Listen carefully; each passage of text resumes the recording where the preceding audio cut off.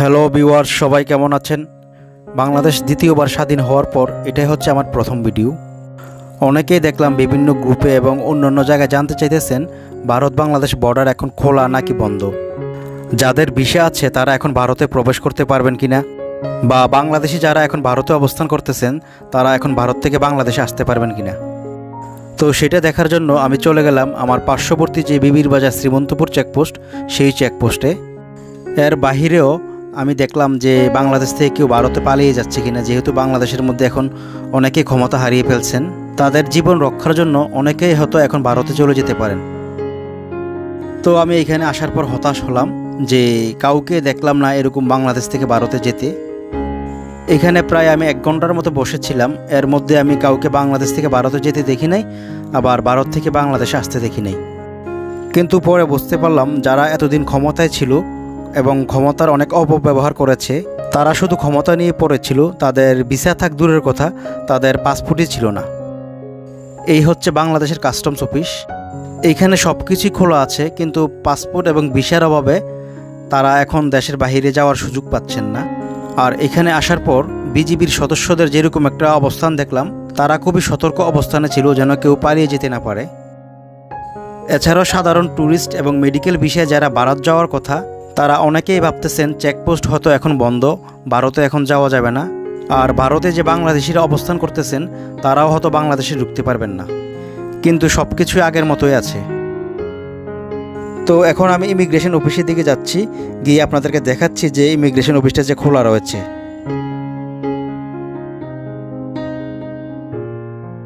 এই যে দেখুন, ইমিগ্রেশন অফিস খোলা রয়েছে, কিন্তু ভিতরে যাওয়ার মতো কোনো লোক নেই। আর সেই কারণে কাস্টম অফিসাররা অলস সময় কাটাচ্ছেন।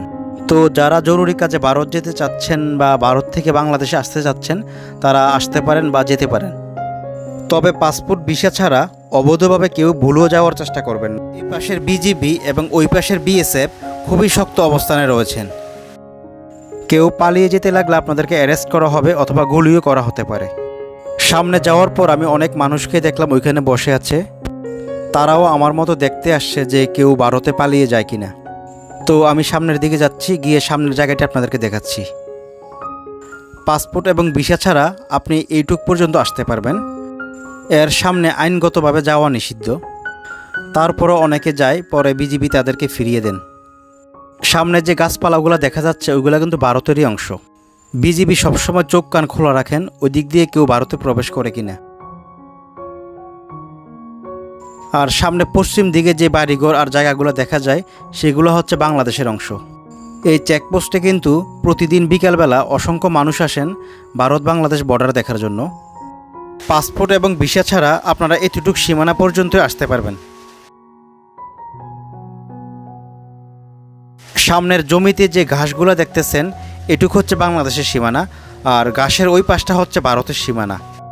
আর যে ভবনটা দেখতেছেন ওইটা হচ্ছে ভারতের ইমিগ্রেশন অফিস। এই চেকপোস্টটি কিন্তু কুমিল্লা শহর থেকে খুব কাছেই।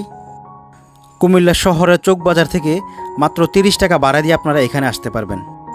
আপনারা চাইলে বিকালবেলা এই জায়গাটি থেকে ঘুরে যেতে পারেন।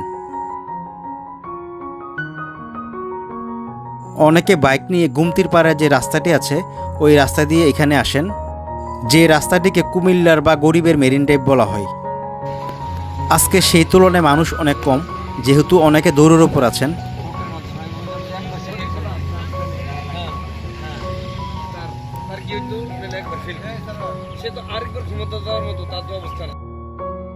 তো ভিউয়ার্স, ভিডিওটি কেমন লাগলো আপনারা কমেন্টের মাধ্যমে জানাবেন। আর ভিডিও সংক্রান্ত যে কোনো প্রশ্ন থাকলে আপনারা অবশ্যই কমেন্ট করবেন। ভিডিওটা ভালো লাগলে শেয়ার করে সবাইকে দেখার সুযোগ করে দিবেন। সবাই ভালো থাকবেন, দেখা হবে পরবর্তীতে নতুন কোনো ভিডিওতে। আল্লাহ হাফেজ।